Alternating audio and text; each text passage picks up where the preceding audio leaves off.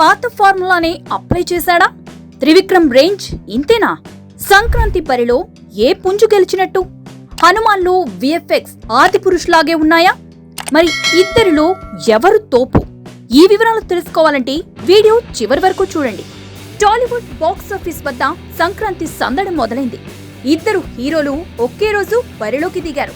Interesting గా pongal fight హీరోల మధ్య కాదు, డైరెక్టర్ల మధ్య ఎక్కువ ఉంది. ఇక ఈ ఫైట్ లో ఏ డైరెక్టర్ బెస్టో ఈ వీడియోలో తెలుసుకుందాం. త్రివిక్రమ్ డైరెక్షన్ లో మహేష్ బాబు హీరోగా వచ్చిన గుంటూరు కారం సినిమా ఈ రోజు రిలీజ్ అయ్యి సక్సెస్ టాక్ అయితే సంపాదించుకుంది. అయితే ఈ సినిమాలో త్రివిక్రమ్ గత సినిమాల మాదిరిగానే ఇద్దరు హీరోయిన్లు, ఒక ఫ్యామిలీ, ఒక విలన్ తో సినిమాని లాగించినట్టుగా తెలుస్తుంది. అయితే ఇలాంటి ఫార్ములాని త్రివిక్రమ్ రొటీన్ గా మార్చేసి ప్రతిసారి అదే ఫార్మాట్ లో సినిమాలు చేస్తున్నాడు అంటూ త్రివిక్రమ్ మీద చాలా వరకు నెగిటివ్ టాక్ అయితే వస్తుంది. ఇలాంటి సినిమాలు ఇండస్ట్రీలో హిట్ అయితే అవుతాయి, కానీ ప్రేక్షకుడి మనసు గెలుచుకోవటంలో చివరి స్థానాన్ని సంపాదించుకుంటాయి. ఇక ఇలాంటి సినిమాలు కాకుండా త్రివిక్రమ్ మంచి ప్రయోగాత్మకమైన సినిమాలు చేసి సూపర్ సక్సెస్ లని సాధించవచ్చు, కానీ త్రివిక్రమ్ మాత్రం అలా చేయడు.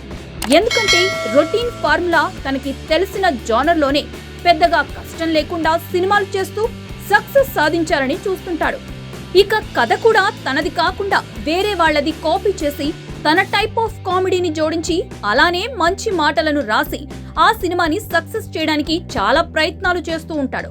ఇక ఇప్పుడు కూడా అదే ప్రయత్నం చేసి మరోసారి సక్సెస్ అయ్యాడు. ఇది గుంటూరు కారం సినిమా. ఇంతకు ముందు త్రివిక్రమ్ తీసిన అలవైకుంఠపురం సినిమాలో ఎలాగైతే చివర్లో మదర్ సెంటిమెంట్ ఉంటుందో, ఈ సినిమాలో కూడా క్లైమాక్స్ లో మదర్ కి సంబంధించిన సెంటిమెంట్ తోనే ఈ సినిమాని ఎండ్ చేశాడు. అయితే ఇప్పుడు ఇండస్ట్రీకి సక్సెస్ కంటే కూడా మంచి కంటెంట్ ఉన్న సినిమాలు కావాలి. ఇక తేజ సజ్జా హీరోగా వచ్చిన హనుమాన్ సినిమా బంపర్ హిట్ కొట్టింది. అద్భుతంగా ఉంది, విఎఫ్ఎక్స్ అదిరిపోయాయని అంటున్నారు. గ్రాఫిక్స్ అయితే మైండ్ బ్లోయింగ్ అంటున్నారు.